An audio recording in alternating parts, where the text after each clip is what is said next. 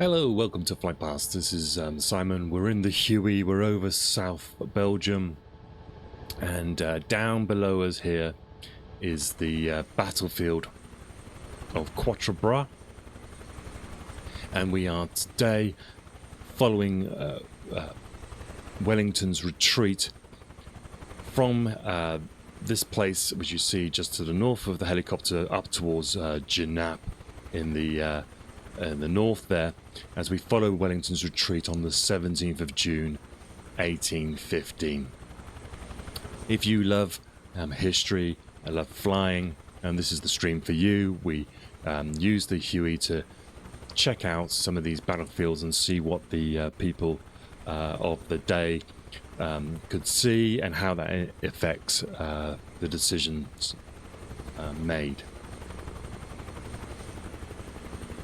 So we are continuing the journey now. We were talking about it being around about probably, so let's say Wellington, who was up at Genappe, came back down here at 4:30. Messengers started coming to him here, and he starts to formulate a plan. Now, the information that the Prussians had gone north to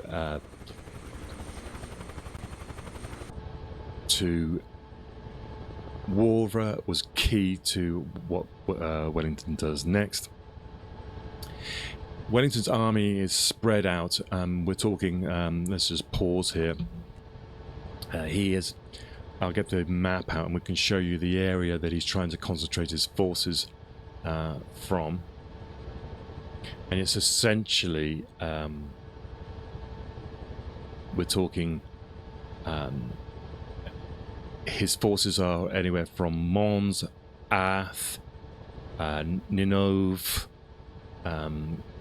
Edingen, all this area here to the sort of between Brussels, Ghent and Mons is the area where the British and Dutch armies are concentrated. Now a lot of them were being told to move to Quatre Bras and had arrived during the obviously in time for the battle on the 16th to deny Ney, and lots of cavalry started beginning to arrive in the evening.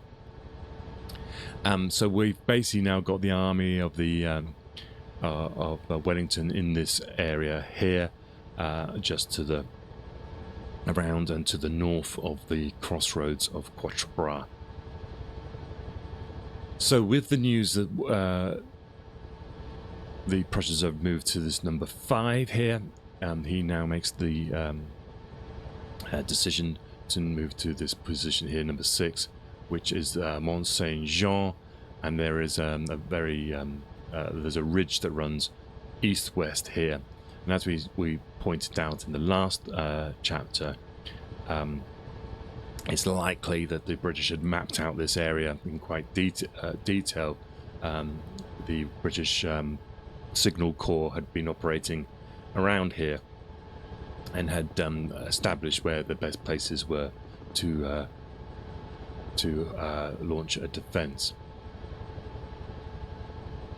Now, Wellington's army on its own wouldn't be able to fare well against the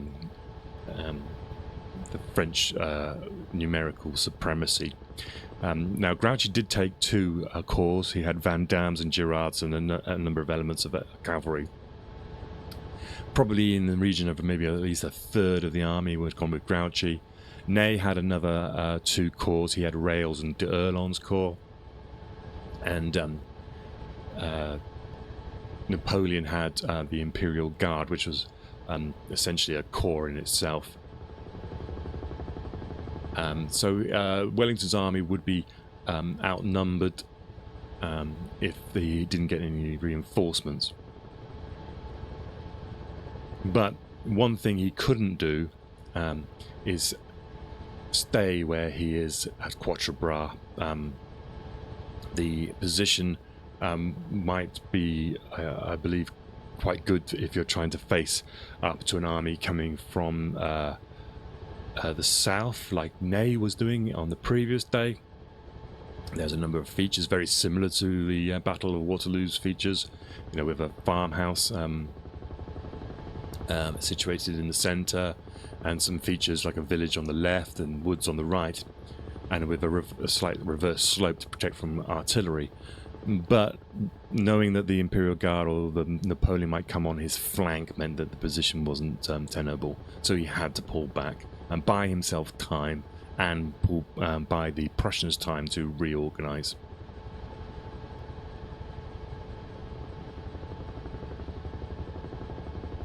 So, like we said, he got the message that the Prussians had withdrawn to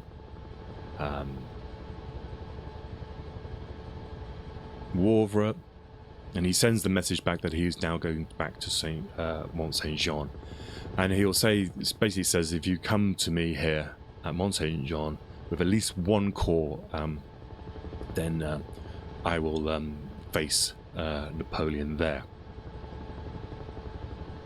So today is the 17th of June 1815, and essentially Wellington is now going to pull his army back, continue concentrating his troops around Mont St Jean, and await a reply from the Prussians.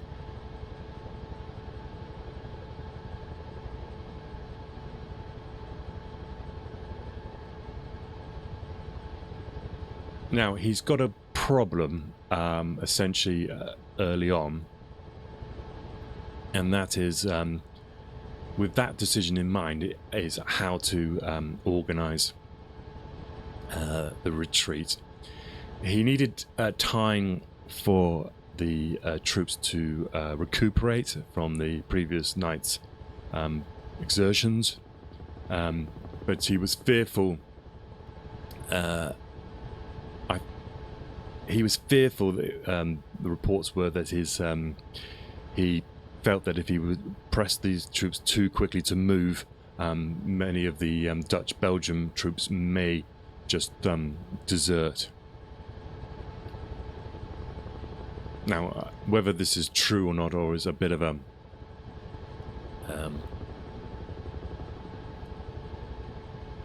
sort of a prejudice against these Dutch-Belgian troops who had performed brilliantly on the previous day, mainly holding up this side over here, this battle part of the battlefield here, where these were woods here, and they stopped the French, and they held the farmhouse originally. But this is when they decided to do this sort of a slow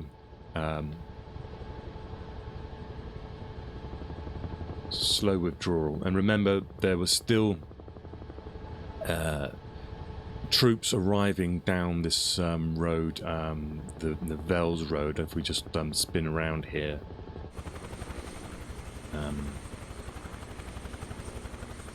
he had troops with orders to arrive here, still arriving, coming down this road, but my white dot is now coming down this way here. So he had to wait for them to arrive, or even to send orders out to ask them to divert north.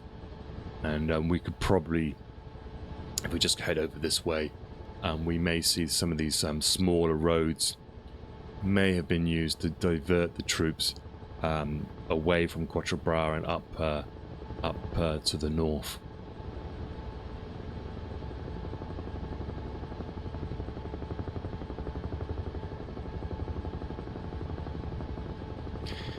Now, Wellington had on his staff, we mentioned this guy Muffling. He's a Prussian liaison officer, and he had Muffling had experience of campaigning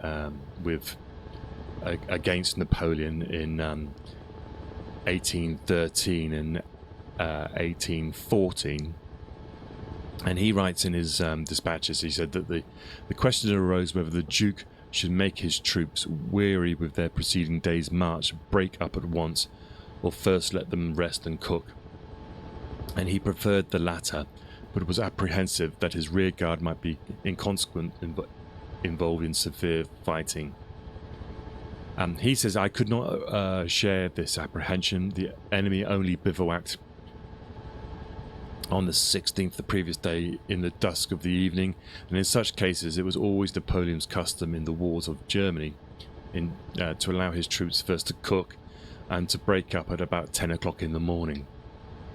So with this information, then when we would remember, we were talking probably Wellington gets back to Quatre Bras around about 7 o'clock in the morning. So he's deciding that to maybe let the troops have their fires, start their breakfasts, but then start pulling back the troops in a gradual manner, and hopefully get most of them away by around about 10 o'clock.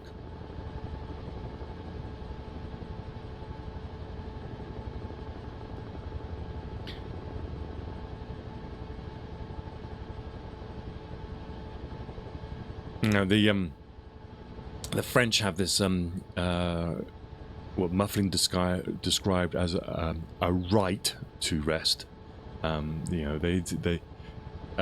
They kind of exercise their right to rest, and Muffling pointed out to Wellington that the French sometimes supply system, logistical system, was seldom adequate for the troops that they had, and they would need time, therefore, to what they call maraud.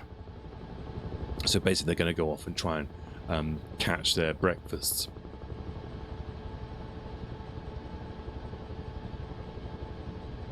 So Wellington gives the order essentially to for his troops to have breakfast and then move. And he wanted to move his army up the road to Genappe and eventually to the ridge at Mont St Jean. We've just come down here to Nivelles. This is this town below us. And I'm just checking out because if any stragglers were arriving up this road heading towards Quatre Bras, then the likelihood would be that messengers would have been sent out and told them not to bother, and to probably take some route across here. And I was just trying to see if there's any sort of roads that might be used at that time. It's difficult to sometimes separate the modern roads from the old roads. There's lots of new roads built at the time, but it could be that there's some of these troops that were told to get to Quatre Bras are then diverted in this direction. And you can see actually up here where the white dot is, that is the battlefield of Waterloo. So it could be that they would be streaming up this way. Braine-l'Alleud is the Prince Orange's headquarters here, so you can see that they might cross this way. Let's head back to Quatre Bras and we'll then fly up the road to Genappe.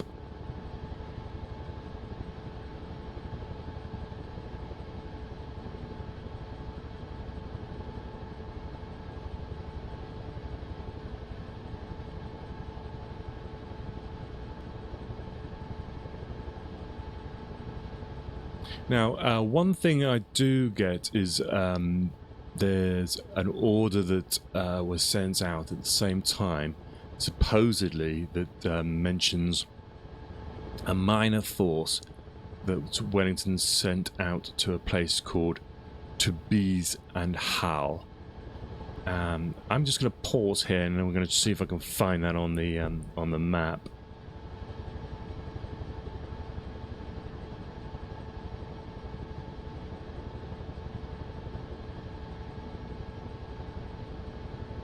Tubize.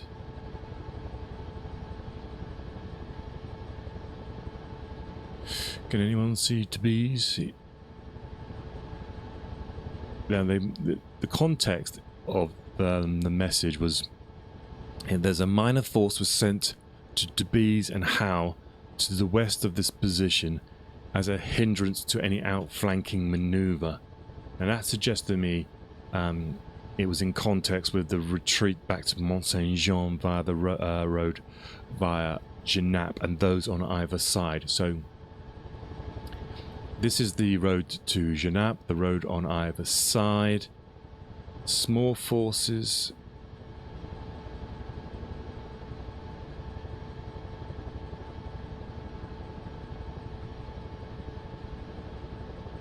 I can't see any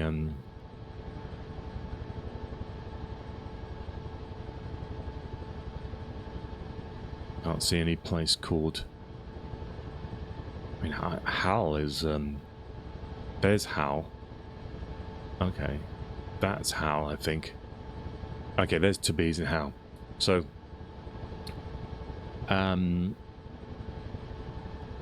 that's an interesting thought, isn't it? So he's saying here that he wants to retreat up this road from 3 to 6, and he's sending a small force, presumably back this way, and basing it at Tabiz and Hal. Now what does that suggest to you? He says this is a small force as a outflanking maneuver. This suggests to me that he's still got in his mind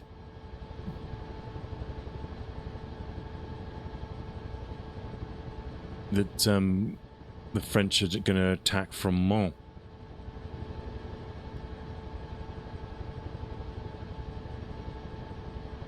He's still got in his mind that he may not be facing. To me, that suggests he knows that there's a large force over here at Fleurus, Ligny. He knows there's a large force in front of him here at Quatre Bras. But that suggestion that he moves a small force to this side here, Hale and Tabiz, is interesting, because that to me suggests that he's got Prussians at Wavre. He'll have his main force at Waterloo, and he'll have another force here at Tabiz. I think that suggests that he thinks there's a third army or a third corps or a third column of French, possibly down here in Senef, Menage area, Binche, maybe coming up from Mons. Maybe he's still holding on to that thought that there's a force coming from Mons, because you wouldn't do that. You wouldn't put these people here if you knew that you had all the forces in front of me. So I think he still thinks that maybe Ney's army is the central army, and there's another force somewhere around coming up from south of Nivelles. I don't know. I don't know what everyone else thinks about that. And if you do, stick some comments in there, and I'm going to try and find out where I got that information from.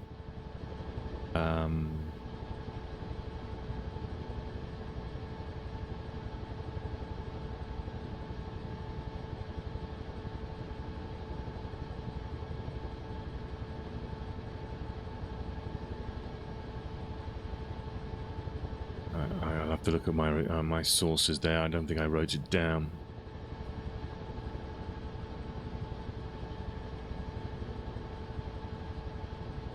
Okay, let's carry on.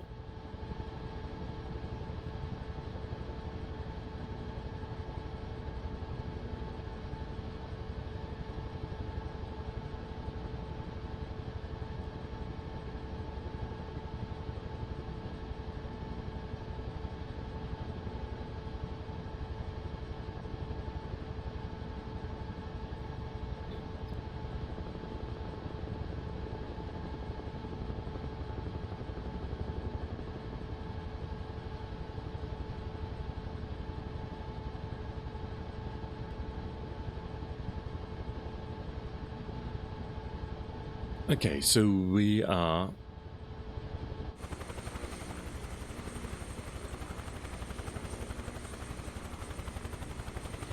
just coming up to Genappe now. So this is where Wellington spent the night on the 16th, 17th.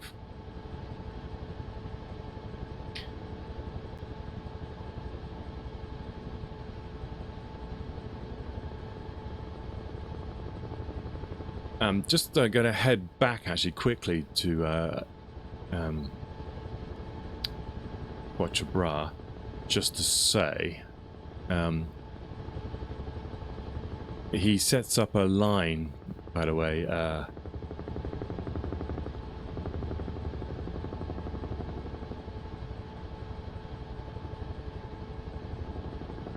essentially from Pyramont here across.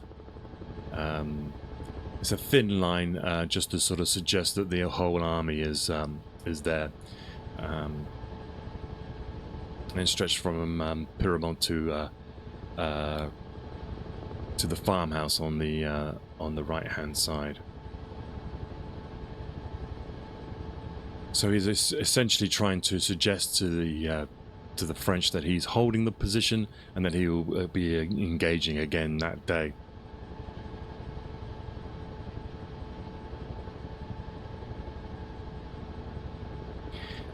By 11 o'clock in the morning, all the troops that were coming down this road from Nivelles have arrived and been diverted up the Genappe road.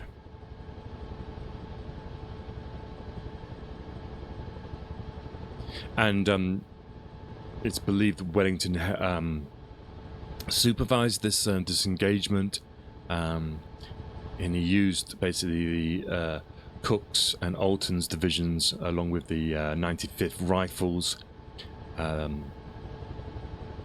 of Picton's division to sort of leapfrog each other basically backwards and back down the road.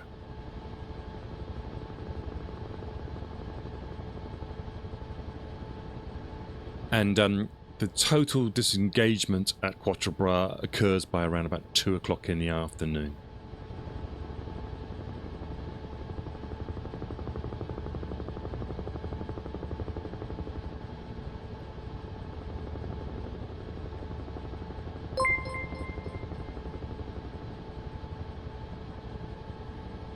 Thank you, Jenkins.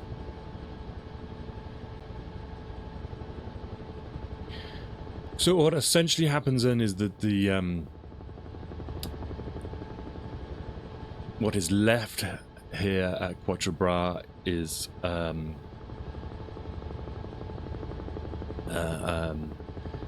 cavalry unit,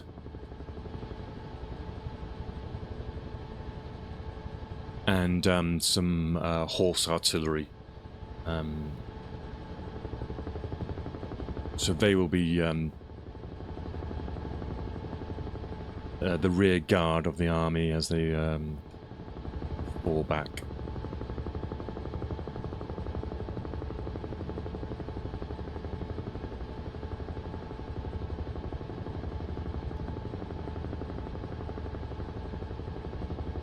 And between this time, somewhere between 7 a.m. and the actual eventual retirement,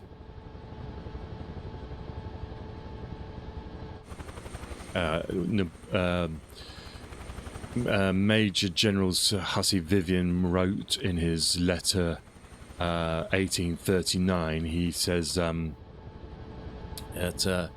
Wellington lay himself down on the ground, covered his head with one of the newspapers he had been reading, and appeared to fall asleep.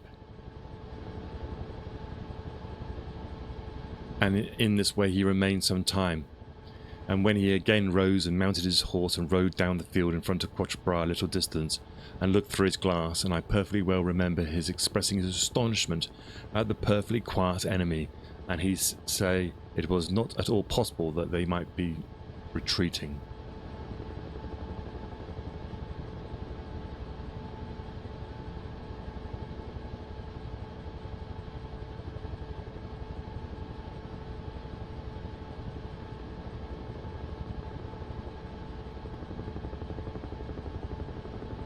These are different letters, by the way. I thought it would be interesting to see what the times that they talk about. There's one here as well by Lieutenant Forbes, and he was of the 79th Highlanders, and he wrote this in a letter in 1837. He said, A retreat was ordered at 1 o'clock on the Brussels road, and with a view to deceive the enemy during this operation, the light companies of the 8th Brigade were drawn out at some distance in front. So that suggests that when he says drawn out, presumably like they thinned out the line, but they tried to make it look like everyone was still there.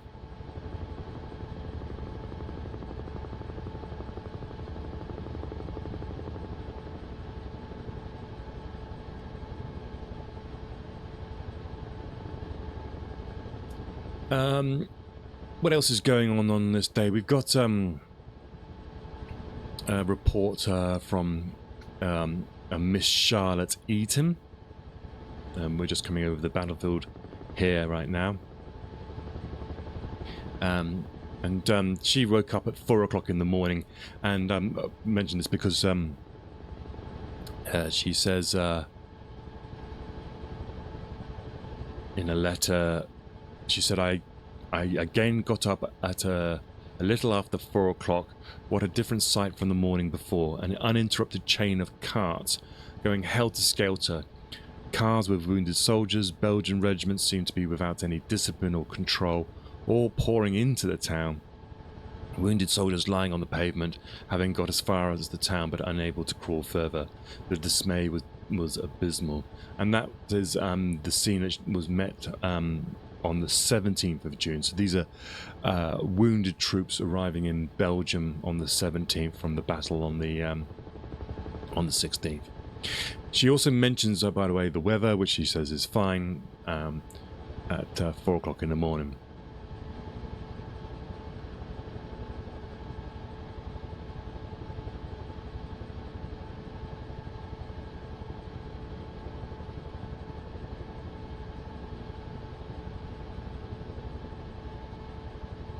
Now, in context, remember on the other side of the battlefield, Napoleon is getting up around about 6 o'clock.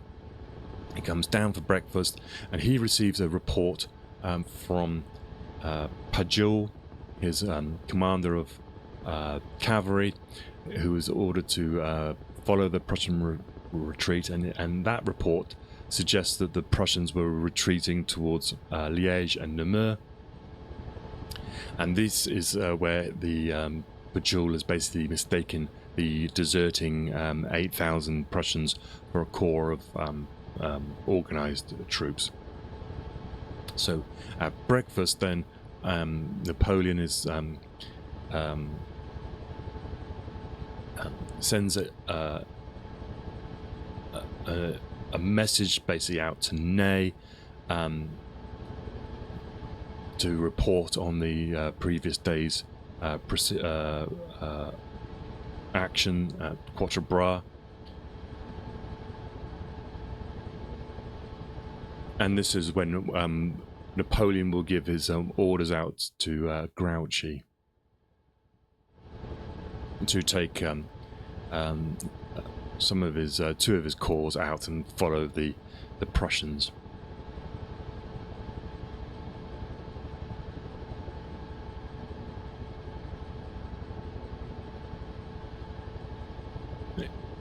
There's a sign here that there's something maybe possibly a little bit different here.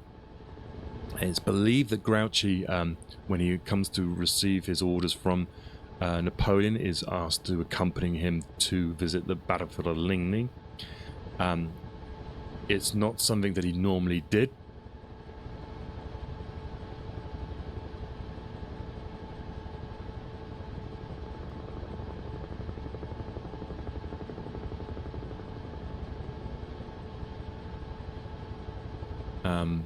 But it just shows a sort of some sort of lack of urgency.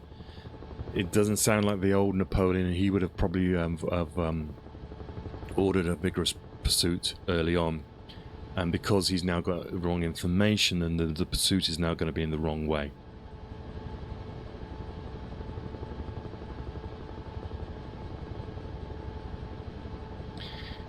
There's a lot of theories as to why this was.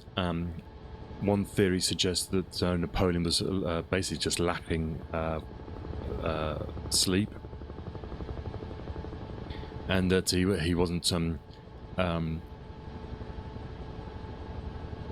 operating in the same sort of clear thinking. He had been on horseback probably since the 15th. And basically, nothing on the morning of the 17th, nothing really is ordered by Napoleon until about 11 a.m.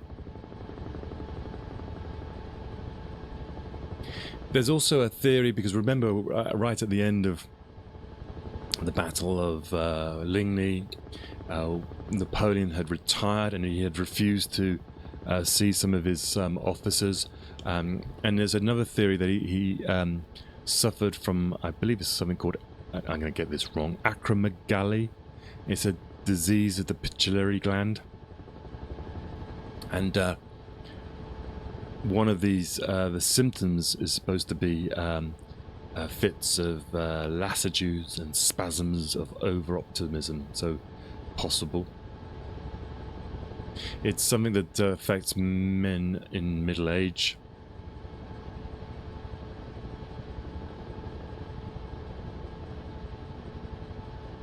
It's just a possible theory.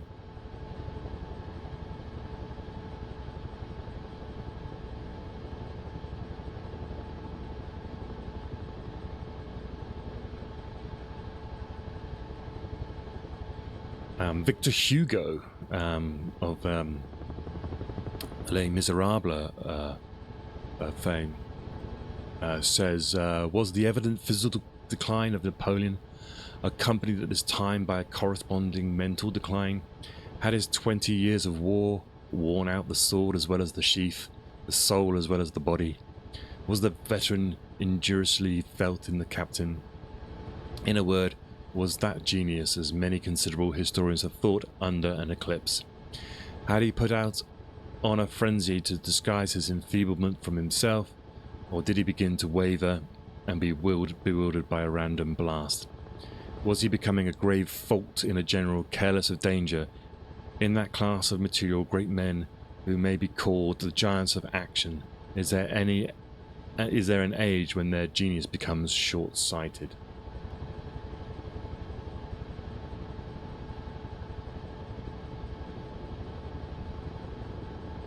Old age has no hold on the geniuses of the ideal, for the Dantes and the Michelangelos. To grow old is to grow great, and for the Hannibals and the Bonapartes it is to grow less. Had Napoleon lost his clear sense of victory? Could he no longer recognize the shoal, no longer divine the snare, no longer discern the crumbling edge of the abyss? Had he lost the instinct of disaster? Was he, who formerly knew all the paths of triumph, and who, from the height of his flashing car, pointed them out with sovereign finger, now, under such dark hallucination as of drive his tumultuous train of legions over the precipices? Was he seized at 46 years with a supreme madness? Was this titanic driver of destiny now only a monstrous breakneck? That's Victor Hugo in Les Miserables, and beginning to doubt the acumen of Napoleon. Now, it is known that Napoleon would normally be issuing orders at around about 2 o'clock in the morning. And this would mean that most of the recipients would get their orders by 6 or 8 o'clock. And so they could go and pressed on with their actions. And so we know that he's been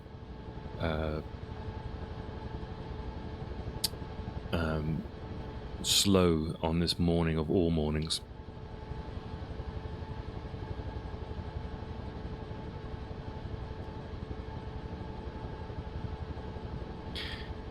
And what's the consequence of this? Well, the consequence of this is nay. I mean, probably he's got verbal orders, probably. He's waiting written orders. But he still fails to prepare Rail's corps for an early morning attack. Or he also fails to inform d'Erlon to move his corps up in support. He does not issue. And so Napoleon doesn't issue any orders until 11 a.m. there's a inaction, and instead he's just sort of asking for his troops to be prepared to be inspected.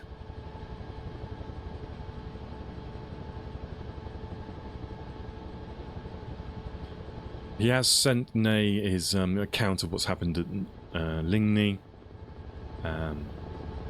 His orders are, in a certain sense, are very ambiguous. Much of the blame, of course, is put on the chief of staff, Soult.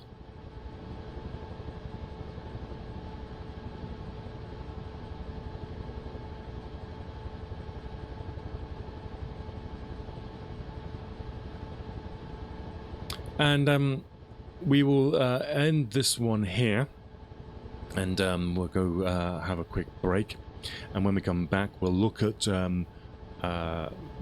Napoleon's orders to Ney and see if we can make any headway out of it. And we'll continue our journey heading up back to Mont St Jean. So I'll see you in a moment.